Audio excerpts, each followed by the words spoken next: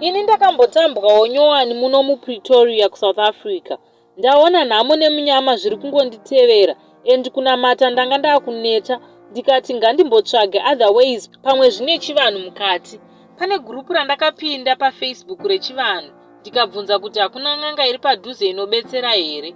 Ndikapindirwa nevamwe amai vakandipa referral kune vamwewo amai n'anga iri muPretoria. Ini nekuda rubatsiro ndakafona zvikanzi uya matare angu ndinoita 200 rands. Ndikati ehoi ndinokwanisa kubuda Tuesday chete.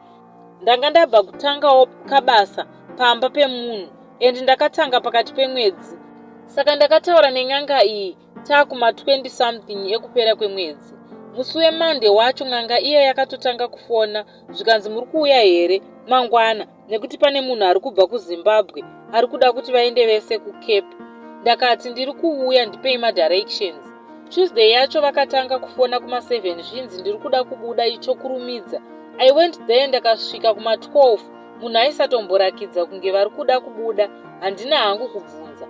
Tapinda mumba macho zvikanzi wauya nemari here. Ndikati hongu ndauya ne200 rands yamakataura.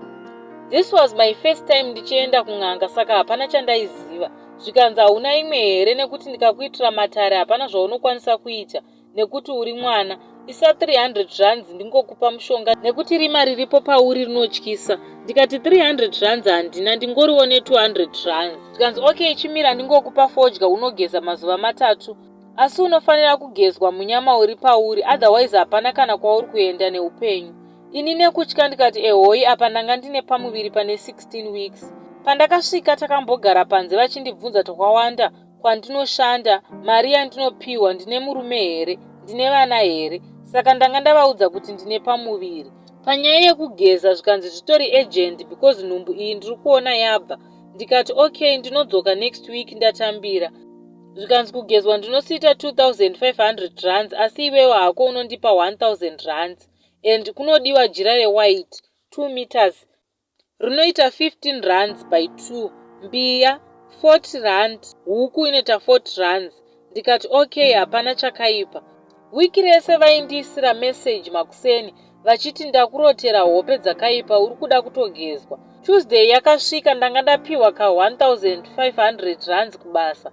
Ndikaenda zvikanzi kugezwa i1500, huku 80 rands, jira 60 rands, mbiya 40 rands, fuko 8 rand.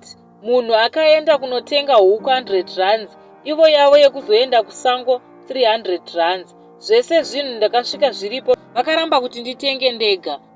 Ndakabva ndavati asi pekutanga makanditi so zvikanzi hazvisiri izvo zvandakataura uchatoenda nechikwereti. Zvikanzi pari kudiwa futi 5 rand coin by 26 because I'm 26 years. Ndakabuditsa 1,400 rands. Ndikasarwa ne100 rands yandandaviga for transport. Zvikanzi pane chikwereti che600 rands.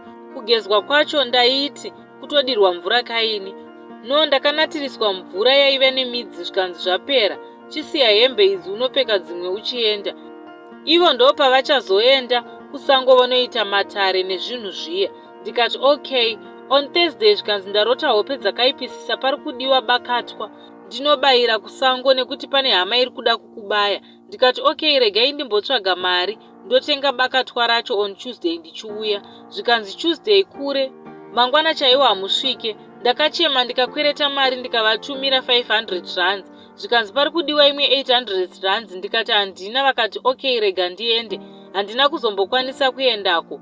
Plus ndakazopepuka ndega ndikati mari dzese idzi hapana chiri kuchinja 1. Ndakabva ndasiyana navo. Manje month vanenge vachitofona zvikanzi une chikwereti che2000 rands. Ndikavaudza kuti basa riya rakapera hapana chandiri kuita. Zvikanzi nekuti hauna kupedza dare uya upedze dare. Anyway mari yakadyiwa yakawandisa. Apa hapana kana chakaitika.